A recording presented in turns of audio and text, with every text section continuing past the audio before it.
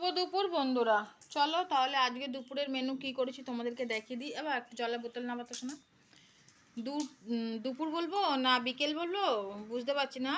এখন বেজে গেছে পুরো পাক্কা 3:30 বাজে, আর এখন এই যে ভাত নিয়ে বসে পড়েছি। এই যে কাজ করতে করতে অনেক সময় হয়ে গেছে।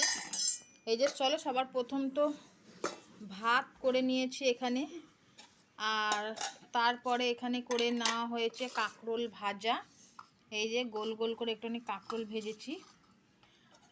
আর এখানে করে নিয়েছি ডাল। এই যে আজকে ডালটা করেছি না তো পেঁয়াজ ফোড়ন দিয়ে করেছি, পেঁয়াজ রসুন ফোড়ন দিয়ে ডাল করেছি। আর এখানে করে নিয়েছি লোটে মাছ। আজকে লোটে মাছ নিয়ে এসেছি, লোটে মাছের ঝুরু ঝুরু করেছি, একদম শুকনো শুকনো করেছি।